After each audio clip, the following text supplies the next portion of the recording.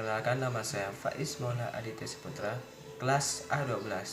Di sini saya akan menjelaskan tentang artikel saya yang berjudul Perkembangan Sosial pada Anak Sekolah Dasar. Perkembangan pada individu manusia merupakan pola yang tetap dan pasti dialami hingga sepanjang hidupnya. Perkembangan individu merupakan hasil proses biologis, kognitif, dan sosio-emosional. Salah satu aspek perkembangan yang penting untuk dikembangkan pada peserta didik yaitu aspek sosial. Perkembangan diartikan sebagai perubahan yang terjadi pada aspek kualitas. Aspek kualitas terdiri atas psikis dan motorik manusia. Perkembangan pada manusia tidak dapat diukur secara jelas, namun dapat dirasakan.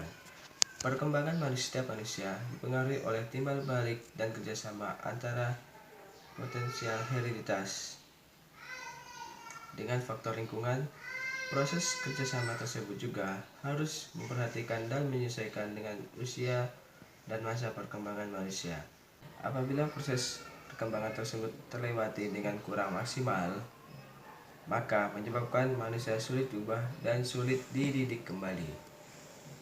Salah satu aspek perkembangan yang paling penting dalam menentukan kesuksesan manusia itu adalah perkembangan sosial.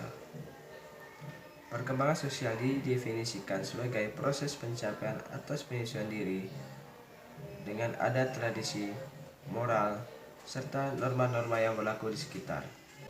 Memperjelaskan bahwa sosial anak sekolah dasar terjadi pada masa kanak-kanak tengah akhir, di mana sikap tersebut dapat diamati dari hubungan interpersonal dan intrapersonal. Perkembangan sosial anak sekolah dasar mulai ada perluasan hubungan, yaitu bukan hanya dengan keluarga melainkan dengan teman sebaya, dan anak juga mulai mampu menyesuaikan diri dengan lingkungan sekitar. Perkembangan sosial yang terjadi pada siswa sekolah dasar dapat diamati melalui hubungan interpersonal dan intrapersonal. Tahap perkembangan ini perlu adanya bimbingan dan pengarahan dari lingkungan sekitar.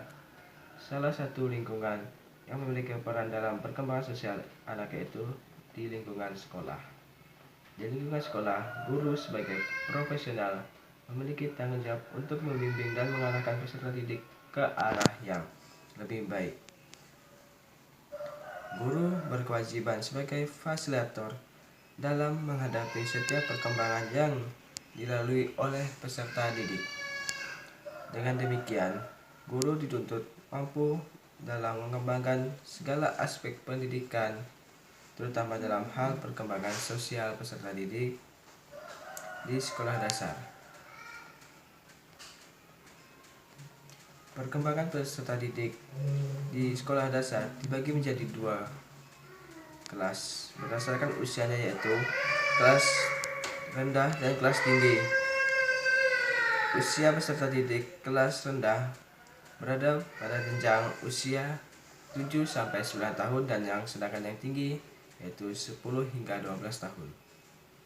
Karakteristik sosial pada jenjang sekolah dasar kelas rendah yaitu 1. Keinginan terhadap hal-hal yang bersifat drama. 2. Berhayal dan suka meniru orang lain. 3. Gemar terhadap keadaan alam sekitarnya. 4. Memiliki kesenangan dalam hal cerita. 5. Bersifat pemberani. 6. Senang mendapatkan pujian dari orang lain. Sedangkan karakteristik sosial pada jenjang sekolah tinggi yaitu 1. Tidak menyukai hal-hal yang bersifat drama. 2. Gemar pada lingkungan sosial. 3. Senang pada cerita yang berada pada lingkungan sosialnya. 4. Bersifat pemberani namun masih menggunakan logika. Sekian materi yang dapat saya jelaskan dalam artikel saya. Saya ucapkan terima kasih.